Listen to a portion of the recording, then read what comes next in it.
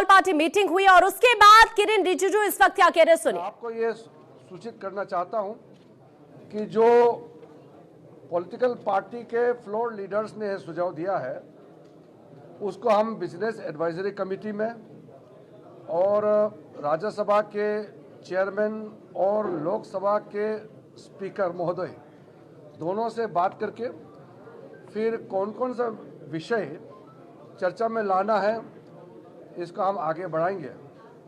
विषय तो बहुत है, कुछ विषयों पर सब लोग ने कहा कि चर्चा होना चाहिए।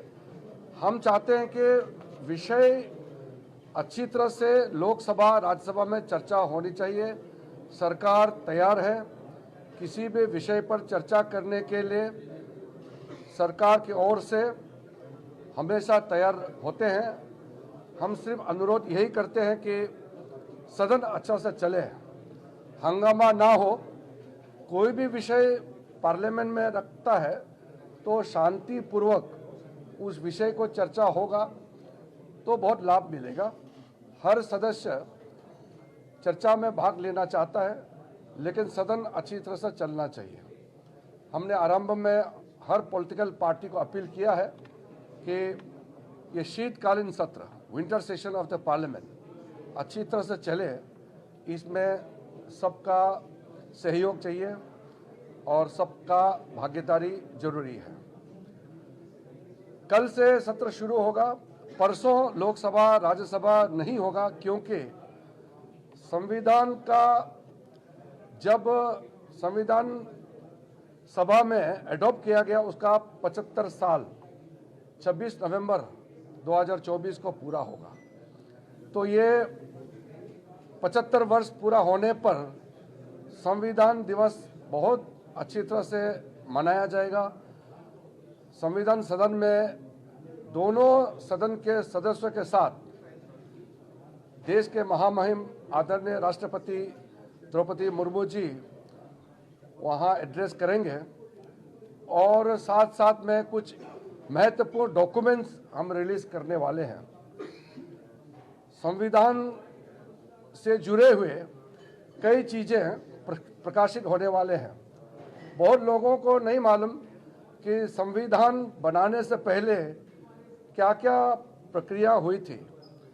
तो मेकिंग ऑफ द कॉन्स्टिट्यूशन, संविधान का किताब जो है वो मामूली एक किताब नहीं है। उस किताब के अंदर में जो चित्र है, जो वर्णन किया गया है और जो मूल भाव है उसको जनता तक ले जाने का प्रयास हम सबको करना है।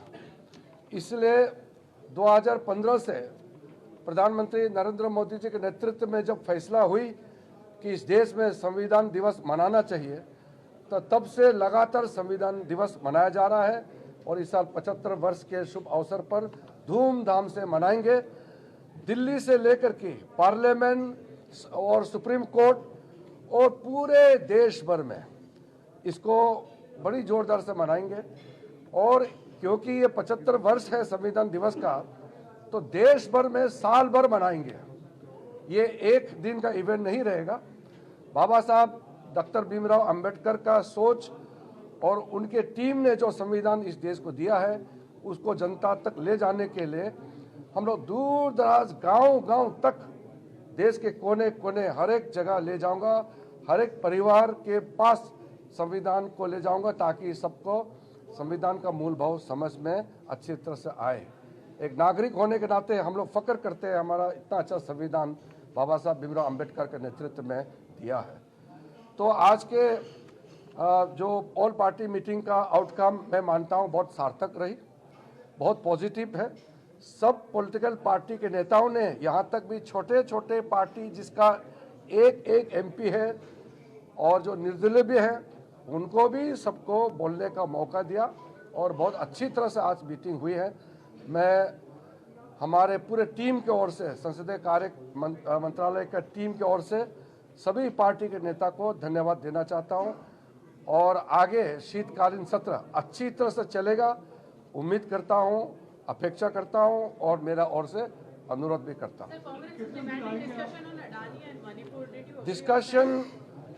Discussion is open to all, but which are to be discussed.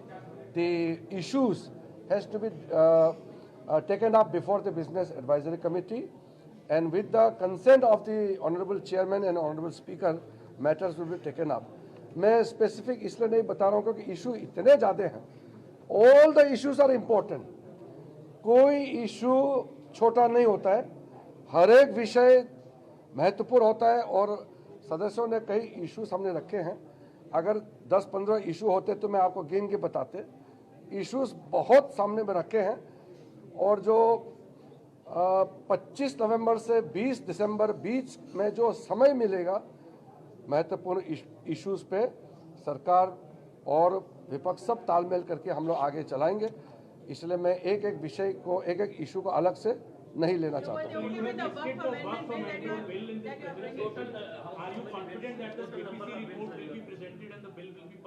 JPC के बारे में मैं इतना जानकारी दूंगा कि लोकसभा में ये सदन का फैसला था कि शीतकालीन सत्र का पहला सप्ताह का आखिरी दिन से पहले रिपोर्ट को टेबल करना है. अगर किसी कारण से कुछ दिन डिले होता है तो फिर सदन में परमिशन लेकर के उसका टाइम बढ़ाया जा सकता है. अभी इसका विषय का चर्चा नहीं है. तो मैं मानता हूं कि जो बिल हमने लिस्ट एक टेंटेटिवली रखे हैं और बाकी जो हमारे ऑल पार्टी के लीडर्स ने रखे हैं उस पे बिजनेस एडवाइजरी कमेटी में डिस्कस करके हम अच्छा से शीतकालीन सत्र चलाएंगे, उम्मीद रखता हूँ.